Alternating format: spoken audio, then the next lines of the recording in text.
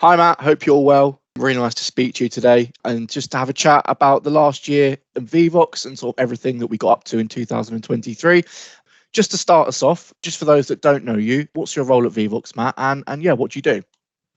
Yeah, hi Sam. Thank you very much. Yeah, my name's Matt. I'm a product manager here at Vevox, so I'm responsible broadly for the main sort of Vevox product, which includes, obviously what you all use in your dashboards where participants log into. We also cover, obviously there's various integrations that we cover as well, which we have, other people, other product managers working on, but I kind of cover the broad spectrum of the entire product of Vevox.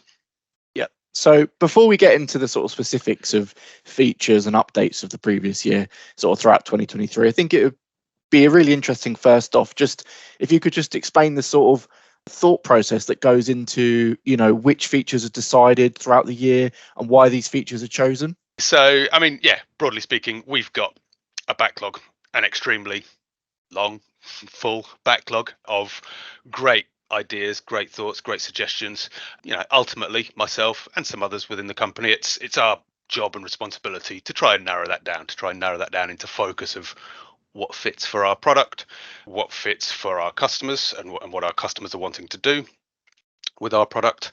So yeah, that's kind of broadly one of my main roles. How do we do that? Great question. I mean, like I say about our backlog, the ideas, the suggestions, they can come from anywhere and everywhere. So there's things that, we just think of, we want from our knowledge and experience of things we've done in the past. We take on board feedback from, our customers. And, quite often that's filtered through our great, sales and customer success team who have, very good dialogue and communications with our customers, and they're constantly receiving feedback about ideas, thoughts, ways that the product would like to be used. So all of that stuff gets filtered back through to me. On a weekly basis, we've got our what we call our internal stakeholder team. So there's various representatives from different parts of the business, and we get together on a weekly basis and we chat all around the roadmap, the backlog, various other things as well. But one of the parts of that is prioritization and looking at these features. And we're discussing things like, is this a good fit for our product? Is this a good direction that we want to take the product in? It might be a fantastic idea, it might be a fantastic feature, but it just might not relate to polling, Q&A, the classroom, training in the workplace. It just might not, if it made you a cup of tea, that would be the best invention ever, but it's not a good fit for the product. So those are the things we're discussing, weighing up, whether maybe it's something that's really great for one customer, but it's quite bespoke. It might not be very good for a broad spread of people, and figuring out how we can make it easy to use and useful for multiple people. So yeah, like I say, we get together, we discuss all those priorities. Like I say, we've got different people from different areas of the business, so they'll have different priorities themselves, so they'll fight their corner for their bits. And myself and a few others, we sometimes arguments can get quite heated about what's a priority, but that's all part of the fun. And we figure out what it is that we want to be working on for the next short term, the next 3 months, 6 months, year. We try not to plan too far ahead of that. I mean, obviously we've got plenty of stuff to go beyond that, but we're well aware of the fast-paced changing world and how different things can come in and requirements can change. So whilst we might set a 3 month, 6 month, year long roadmap, things still come in last minute or shuffle in and become more important than things we may have previously prioritized. That's a very good answer. I think it's really interesting to sort of hear that process and how it sort of goes from, the initial idea through to the sort of feature or general update sort of going live in the dashboard or whatever. I think that's really interesting. So then, yeah, let's get into sort of some of the highlights of 2023. So in terms of feature updates, so the real sort of, interesting things that sort of our customers will really appreciate, what were some of the key updates from the previous year that we were really happy that we were able to get out? Towards the end of 2022 and continuing into 2023, we were going through a bit of a said about prioritization, we tried to sometimes group and theme certain things together so we can, get the best out of our development if it's a good fit. So I think at the start of last year, we were going through a bit of a Q&A theme. So we're really looking at the Q&A area of our product. So we had quite a few improvements based around that. So, amongst those that we brought in was Q&A replies, I think Q&A labels, Q&A announcements. So we're having a real focus in the Q&A section. So that was probably the first half of the year. We were doing a few things around that, which was quite good. We did a lot of work and improvements around session management and user management. So, thinking of those customers at large organizations or institutions where you've got lots of people using the product, they've been using it for a while, you've got lots of sessions adding up, lots of users in the account and the management of that. It was really good to actually, revisit some of that stuff and, make improvements based on a bit of, years more of experience, years more of volume of things we've got within the product and really improving things around there. So not a killer feature that a lot of people can get excited about, but actually very satisfying and very good feedback from the people that it affects as well, managing those things. One of the things that was quite exciting of last year was the introduction of AI. So obviously, I think 2023 was probably, the year of AI. The big buzzword for every company around the world really was, the discussion around AI, and for our explorations into it as well, which are still ongoing and will continue to be. But yeah, having our first little foray into looking at what AI can do. We actually started a bit earlier, probably sort of the year or two previous to that. We have within the company, within our development team, every year we have a hackathon amongst our developers, and we let them just for a couple of days go nuts, create and play around with ideas and thoughts they might have. They might be relevant to our product. They might not be at all, but it's just an idea generation thing. And some of those guys sort of a couple of years ago started looking at around the AI stuff and AI tools and how that might fit with Vevox. So yeah, we released our first little bit into AI there around question generation. Taking the struggle out of creating quizzes, just asking AI to create a quiz for you. So that was really good. And we're still looking into many things based around AI and improvements there. So that was a nice highlight of the year. And then probably another highlight. So I talked at the start there about the Q&A theme. Something we've moved on to a bit more this year. We've been looking at the polling area of the product. So we've been, again, with all of our prioritization and things like that, we've been trying to focus a little bit on everything to do with polling, and that might be or questions. That might be live polling. It might be questions within a survey, self-paced surveys and quizzes and things. And so we've started this year around our polling theme. The idea, like I say, around that theme is it's not necessarily that all we're going to work on is polling stuff. It's more of we want a lot more continual improvement around our polling. So for the next however many quarters or releases or updates we do for the next year, 18 months, it might be making sure we're always getting something in there related to polling, some improvements, just so it keeps maturing.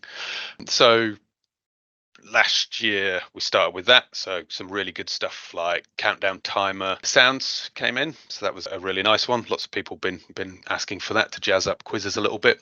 Really focused a bit towards the end of last year as well on improving the participant experience when it comes to polling. So bringing up to speed the participant app, real-time results on the participant apps, countdown timers appearing on there, correct answer explanations coming through to the participant app. So bit of a focus there on the participant side of things. And I think that's probably where our polling theme started towards the end of last year, and that continues into this year and forms part of some of the other stuff that we'll be looking at as well. The last thing to mention, or the last couple of things to mention as highlights of last year, integrations. Our Teams, Microsoft Teams integration, our PowerPoint integration, improved on the offering that we've got out there. So that was very nice. Like from a Teams perspective, real big change and improvement to our Teams integration. So bringing in admin controls. So, as the host of a meeting or the administrator of that meeting, bringing in that ability to control and manage everything you need to from within Teams. So, you don't have to go separately out to your Vevox dashboard. It's all there within Teams.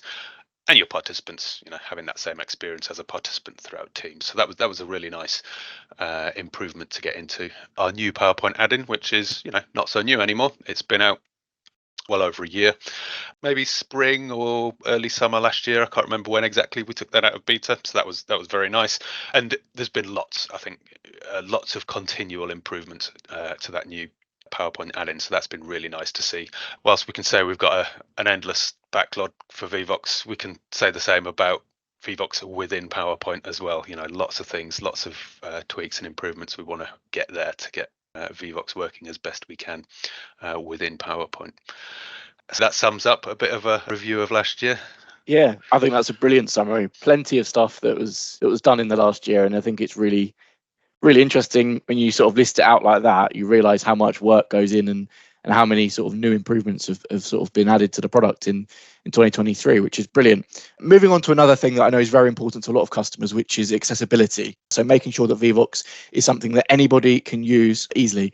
What accessibility improvements were made in 2023? It's not so much a focus anymore, more the fact that it's over the last few years, like it has done with a lot of companies, I think it's just become part of the process. So, rather than a few years ago where it was a focus like, oh, we need to do this or we need to do more here, actually now it's just baked into how we develop, how we improve. And that's not to say we're perfect and we're exactly where we want to be. Not at all. With accessibility, it's always a continual improvement.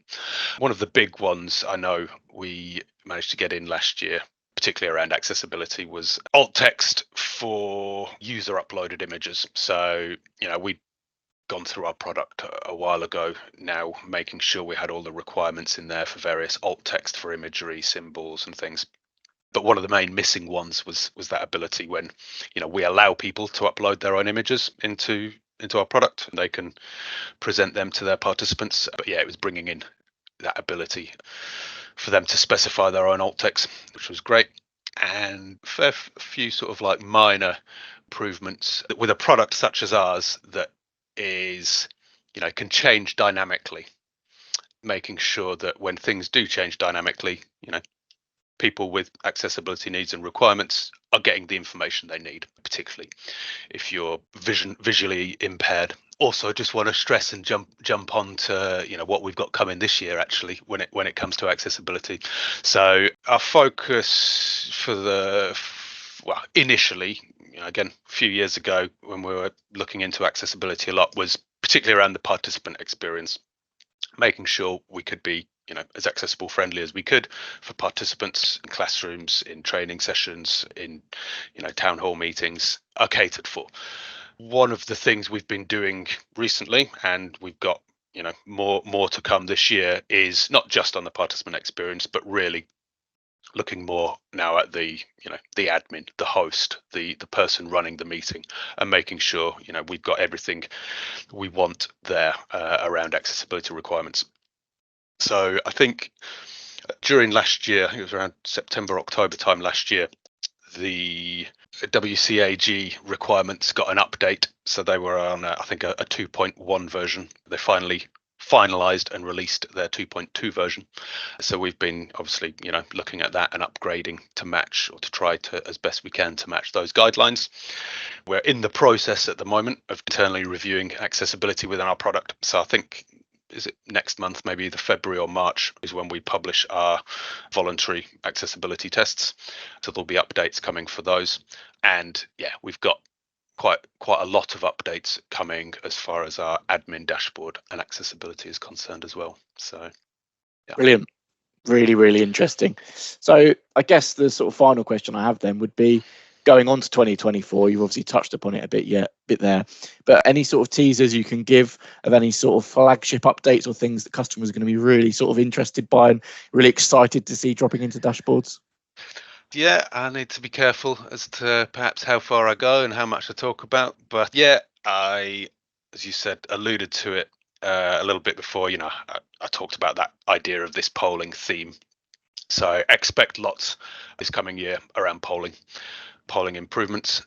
One of the things that we're currently working on at the moment, very excited about, is the introduction of like fastest finger polling. So, bringing in the speed aspect to voting. So being able to track how quickly people answer questions. And again, this is really focused at quizzing, avoiding a way to avoid ties on a leaderboard, and by bringing in that time metric to it. So that's something that we've been wanting to do for quite some time. Finally, getting there and round to it, which is very exciting. Lots of other improvements in the works when it comes to polling. I know we're looking at stuff at the moment around making it easier to reuse old questions that you've used in the past. So, easier way of searching, finding, importing those into your session. There will be, coming, I think, with the improvements we've got in mind with the polling page and the poll creation. We'll be bringing in, some UI adjustments and improvements to cater for extra things we want to bring in. So we're going to be looking at polling creation a little bit, bringing in a bit more configurability to some polls, some options around that. I know we're looking at some stuff around self-paced quizzing. We're looking at some improvements, so keep your eye out for those.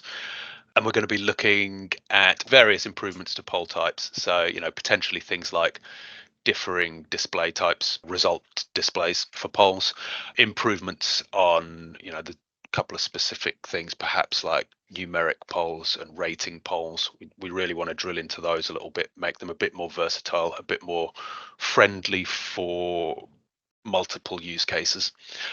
Let's also not rule out new poll types. We obviously work a lot with education sector, with a lot of universities. We listen a lot to the feedback that comes through there. I know one of the ones that comes up quite a lot is this idea of a mix and match poll type, where you've got, two lists of items and you've got to match things up. So I know that's something we're going to be looking at some point this year.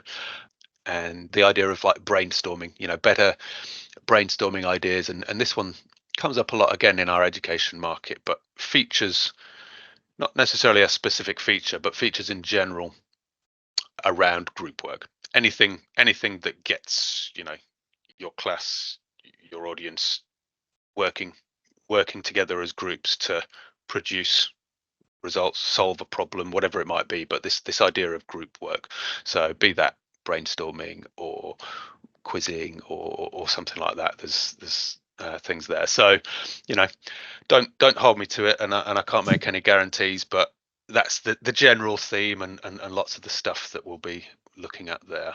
And again, just to reiterate, I think what I said before, integrations, our integrations, obviously we want to progress with, so we talk Teams, PowerPoint, worth making a nod there as well, again in the education field, to LTI, which is the integration with various different education systems, which we're also looking at more and more. So yeah.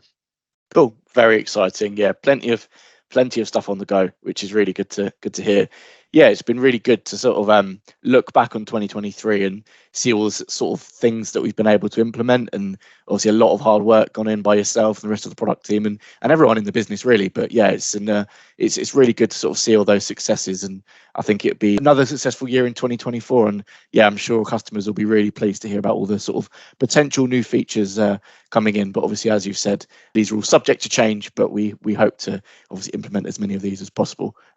Brilliant. Well, just finally, Matt, if there's anybody out there who would like to sort of provide some feedback on any new features or improvements they think should be good to see, where can they do that? And also, people would like to learn more about the features that have come out in 2023. Where can they find out about that?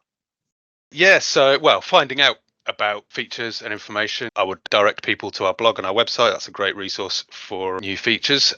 And as I said at the start, our backlog is huge and not necessarily getting smaller, but we always want to hear feedback, whether that's on new things people would like to see or improvements to how things currently are at the moment.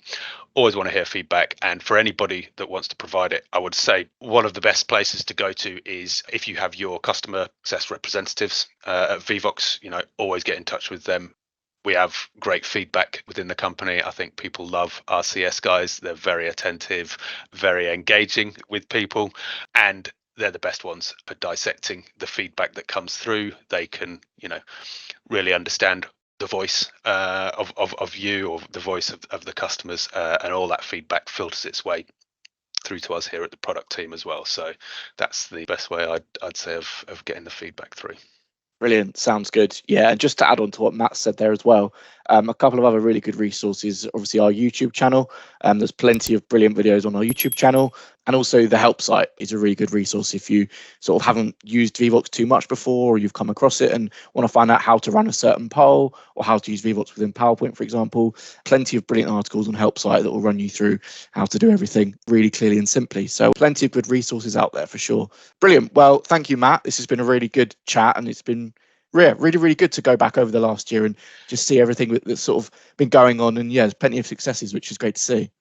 Yeah, and well, thank you. It's been nice for me too. It's not often I do a retrospective like this. It's been hard to get my head back into that zone, but actually, you're right. It's nice to have a little recap every now and then and see, what a good year it's been last year for Vevox. It really is. Very excited for the the coming year. We are in 2024 now. This year should hopefully be another brilliant success. And yeah, all the sort of features you've teased and improvements sound brilliant. So yeah, I'm sure it'll be an exciting few months and rest of the year to come. Great. Thanks a lot. Brilliant. Cheers, Matt. Speak to you soon.